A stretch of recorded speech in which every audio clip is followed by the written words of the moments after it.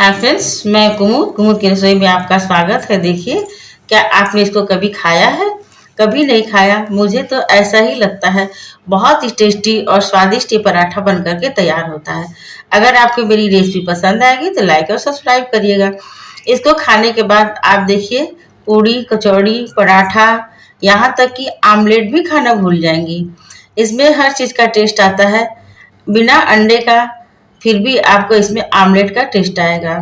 इसको बनाने के लिए आपको क्या प्रोसेस अपनाना है मैं आपको बताती हूँ। आटा भी देखिए आपको बहुत ज़्यादा नहीं गूंथना है, केवल आटे को आपको प्याज में मिक्स करना है।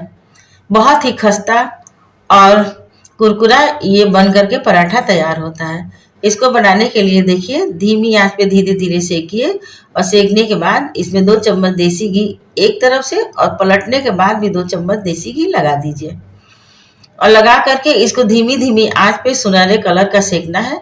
जब ये सुनहरे कलर का हो जाए और देखने में इसमें आपको अच्छा लगने लगे, इसमें से भीनी भीनी खुशबू आने लगे, तो आप जान जाइए कि आपका ये पराठा बन करके तैयार हो गया है।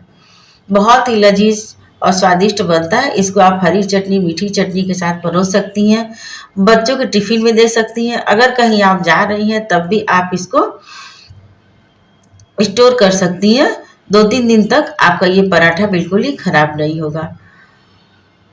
न सब्जी की ज़रूरत है और न चटनी की ज़रूरत है। आप कहीं जा रही हैं तो इस तरह से भी इसको एंजॉय कर सकती हैं। फिर भी आप इसे अगर हरी चटनी के साथ परोसती हैं तो बहुत ही टेस्टी बनता है। खासकर ये आम की चटनी के साथ या दही के साथ बहुत ही टेस्टी लगता है। बहुत ही स्वादिष्ट बनता है। बच्चे बड़े सभी इसको बहुत ही चाव से खाते हैं।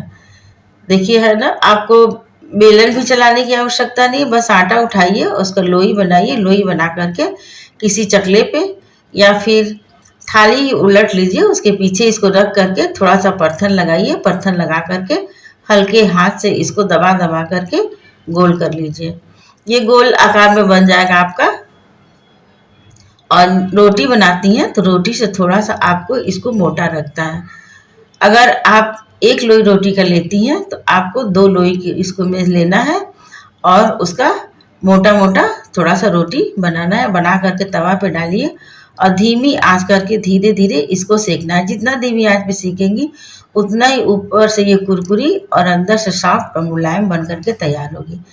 जब ये अच्छी तरह से पहले सीख जाए दोनों तरफ से और क्रिस्पी हो जाए, तब आप इसमें 2 चम्मच देसी घी डालिए और डाल करके अलट पलट करके धीमी आंच कर दीजिए और इसको धीरे धीरे पकाइए। जितना धीरे धीरे पकाएंगी घी इसमें अंदर एब्जॉर्ब करेगा और बहुत ही लचीला, स्वादिष्ट, कुरकुरा ये टेस्टी पराठा आपका बन करके तैयार होगा।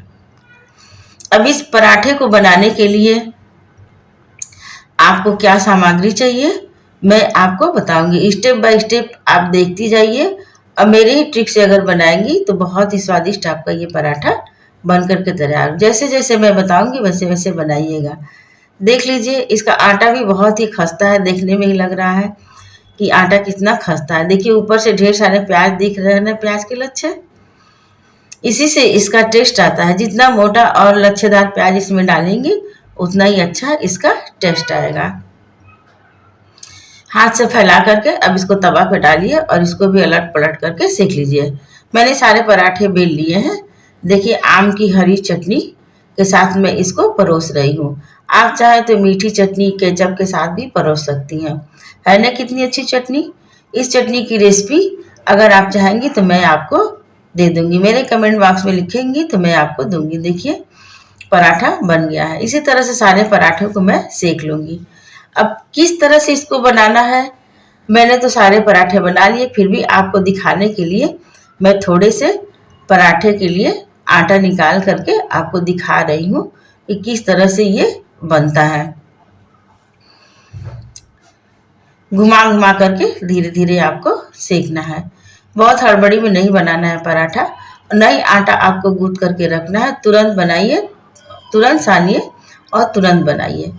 बच्चों को तो ये खास कर पसंद आता है क्योंकि बच्चे सब्जी खाना पसंद नहीं करते हैं, तो इस पराठे को बहुत ही चाव से खाते हैं। इसके लिए आपको आटा की मात्रा कम करनी है और प्याज की मात्रा ज़्यादा लेनी है। मैं ये 5 लोगों के लिए बना रही हूँ।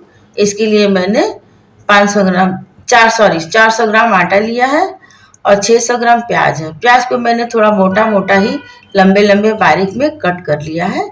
और कट करने के बाद इसमें मैं 50 ग्राम धनिया की पत्ती और 1 इंच अदरक का टुकड़ा, 8-10 हरी मिर्च, आप अगर तीखा बना सकती हैं तो और ही ज़्यादा हरी मिर्च बढ़ा सकती हैं। हरी मिर्च और स्वाद अनुसार नमक, थोड़ी सी हल्दी, 1 छोटा चम्मच अजवाइन और 2 छोटा चम्मच जीरा। खड़ा जीरा आपको डालना है, पिसा हुआ नहीं डालना है। जीरे और अजवाइन से बहुत ही अच्छा इसका टेस्ट और स्वाद लगता है। इस तरह से देखिए ये बना हुआ है ना कितना अच्छा। आटा भी आपको बहुत ज़्यादा नहीं गूंथना है, आटा भी आपको बुलबुला ही रखना है। अब यहाँ मैं आप थोड़े से मात्रा में दिखा रही हूँ। इसमें 250 ग्राम आटा है और ये 300 ग्राम प्याज है और थोड़ी सी धनिया की पत्ती है, आधी चम्मच अजवाइन है, आधी चम्मच मंगरेल है और कटा हुआ 2-3 पीस लहसुन का है। लहसुन डालेंगी, इसका स्वाद बहुत ही टेस्टी लगता है। हरी मिर्च है और आपका ये हल्दी पाउडर है। नमक आप अपने स्वाद के अनुसार डाल सकती हैं, हल्का सा नमक डालिए, बहुत ज़्यादा नमक मत डालिएगा क्योंकि दही और चटनी में नमक हम डालते हैं, इसलिए उसमें और ही स्वादिष्ट हो जाता है। आप दही के साथ भी खा सकती हैं, चटनी के साथ भी, लेकिन ये खासकर इसको चटनी के साथ परोसिए, बहुत ही टेस्टी लगता है। अब प्याज और आटे को एक साथ मिला दीजिए। जो जो सामग्री हमने डाली है इसको एक साथ मिला दीजिए। पानी नहीं डालना है क्योंकि प्याज में पानी होता है, तो इसको धीरे धीरे मिला करके सारा पानी पहले आटे में सोख लीजिए।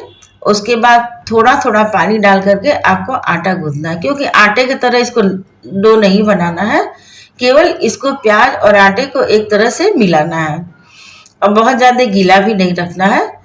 ऐसा बनाइए कि रोटी के आटे से थोड़ा सा सॉफ्ट रहेगा और पराठे के आटे से भी थोड़ा मुलायम रहेगा। इसमें थोड़ा थोड़ा पानी डाल करके प्याज और आटे को एक साथ इस तरह से मिलाती रहिए। मिला करके आप इसको एक सार कर लीजिए और थाली में एक तरफ इसको थपथपा करके गोलिया करके इस तरह से हाथ से बाइंडिंग करके इसको रख दीजिए। रखने के बाद इसमें से आपको रोटी की तरह जैसे बनाती हैं पेड़ा लेती हैं, वैसे ही आपको इसमें हाथ में गोल पेड़ा लेना है और उसको ले करके गोल गोल करके परथन लगा करके आप चकले पे डालिए और डाल करके हाथ से फैला करके तवा पे डाल करके जिस तरह से मैं बताई हूँ सेक